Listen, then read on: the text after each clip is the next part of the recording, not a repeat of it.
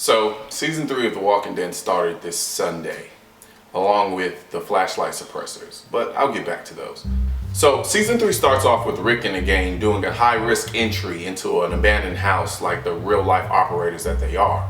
Because you obviously have to be a real-life operator in order to run a flashlight as a suppressor.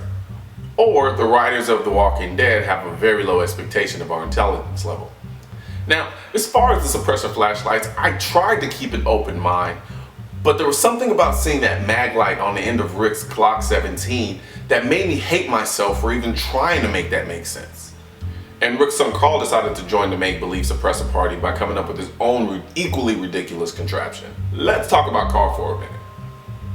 It's apparent that the writers of The Walking Dead want us to believe that Carl can now hold his own against the walkers using his Beretta 92FS and his World of Warcraft suppressor. The problem is, I hate everything that has to do with Carl, but I hate nothing more than that damn hat that he continuously wears in every episode. Just seeing him in his father's hat makes me want to quietly walk him over to a cliff and Leonidas front kick him off the edge of it. Moving on. Now, after going house to house all winter looking for supplies, guns, and medicines and things of that sort, they come to the conclusion that they can't do this for too much longer because then they'll be completely surrounded by all the hordes of zombies. And of course, voila, they stumble across the prison. The initial prison scene itself was a bit anticlimactic, especially considering the way they ended season 2 and kind of made this big deal about it. But when they actually find it this time, it just seems like, there's a prison with a bunch of dead people. I guess we could go try to live in it. It's at this point when they find the prison and decide to go inside the prison that everyone in the group decides to channel their inner sniper and start picking off walkers in the prison yard like fucking commandos. I swear it's like they activated some automatic aim cheat. Like seriously, Carl's perched on a prison watchtower with a Beretta 92FS, taking headshots at 80 yards away using both index fingers to pull the trigger. You see why I hate him? Daryl and his Horton Scout crossbow with the unlimited arrows takes out a couple zombies or two from about 70 to 80 yards as well. Now Herschel's putting in work with an AR-15, so that's kind of believable, but nonetheless still a reach. Maggie, annoying ass Lori, and Maggie's sister, who I honestly don't care to learn the name of, are also taking headshots from ungodly distances with a SIG P226, an airway, and some gun that I can't really determine.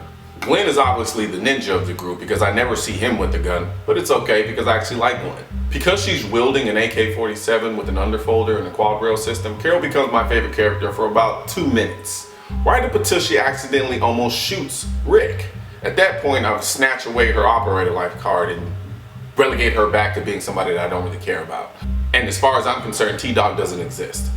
After they clear all the zombies that are in the prison yard, the group is really starting to feel themselves, so they decide to go all Teenage Mutant Ninja Turtle and decide to clear the C block of the prison. Daryl, Glenn, Maggie, Rick, and the invisible black guy decide to form rank and systematically kill anything that moves. But surprise, surprise, guess who breaks rank? Yeah, that guy. But in all fairness, he does break away to steal one of the zombie guard's shields and puts in some work after the fact, so I'll go ahead and acknowledge T-Dog once again. Once in the prison, they kind of do these little cutscenes where each of the individuals kind of get their little moments of vulnerability while they're inside of the different cell. Carl's trying to push up on Herschel's daughter, and Maggie and Glenn kind of have their little moment too. Now, I will say this, I like Glenn and Maggie together. Maggie kind of has this real disgruntled kind of attractiveness thing going on, but honestly, that's about as far as it goes. Now, I know Michonne is supposed to be some type of badass with a samurai sword, but to be honest with you, I really wasn't too impressed. Sure, she's good at what she does, but the way they introduced her at the end of season 2 kind of gave me goosebumps like, oh my god, who's this gonna be? And I was really looking forward to seeing her character. But I have to say that after getting introduced to her in this episode, I wasn't really moved. Now here's where we see Andrea for the first time in season 3. I developed a lot of respect for Andrea at the end of season 2, especially considering how much I hated her because she was just so obsessed with killing herself. But at this point I have a lot of respect for her because she really handled herself at the end of season 2 with all those zombies when they swarmed the farm. So apparently Andrea and Michonne have been zombie killing all winter long, but now Andrea is sick and Michonne is trying to nurse her back to health. But once again, Andrea, being as obsessed with death as I think she is, tells Michonne to leave her, but Michonne refuses. And also in this scene, there was this weird kind of a lesbian vibe that I picked up on, or created in my perverted mind.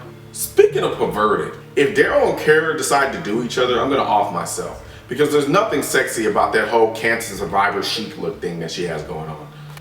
Now, going back to Michonne, I like her as a character, I really do.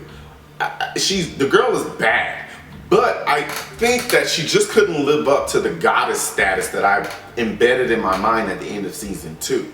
Now, don't get me wrong, those 2 little zombies that she has chained up and has dragging around with her and throws all her stuff on the back of, I think that's genius. But I can't help but feeling she's like that other black girl that they had in 28 Days Later. At this point, Andrew and Michonne decide it's probably time to leave their little safe haven. So Michonne packs up her 2 little zombie slaves and they start trekking out into the woods. Now, going back to the prison, so the gang actually finds the armory room. Now, me personally, I wish this scene was a little bit bigger, kind of like hit the motherload of all guns type bigger. But I think that's just the inner gun nut in me. This scene also has a moment where Lori starts being annoying Lori all over again and starts trying to garner sympathy about how she thinks she lost the baby and how the baby might turn into a zombie or is already a zombie or might eat itself out of her body, you know, just going all durka. But I have very little sympathy for Lori. I almost kind of wish she was the girl on that bus being uppercutted by the bus driver. Oh, you going to jail now! Cutscene, now Daryl, Maggie, Glenn, Herschel, Rick, and of course T-Dog decide to clear the rest of the prison. Now at this point we all know something bad's gonna happen because up until now they've had outstandingly good luck. And especially considering that they killed more zombies in the first episode of season 3 than they did in the entirety of season 2, it was bound that something bad was really gonna happen when they do this. And of course, something bad does happen. While they're trying to clear the rest of the prison, they get swarmed by zombies and Herschel gets bit on the leg by a zombie that was sitting on the floor. So now at this point, Rick has to step in and cut off Herschel's leg in order to keep him from becoming infected. And it's at this point as well that they realize that they're not the only people in the prison. Well, as far as humans are concerned. So that's the end of episode 1 of season 3. I'll be back again with another gun nut review of The Walking Dead season 3 when episode 2 comes out next Sunday. Alright folks, that's MrColionNoir, and I'm out.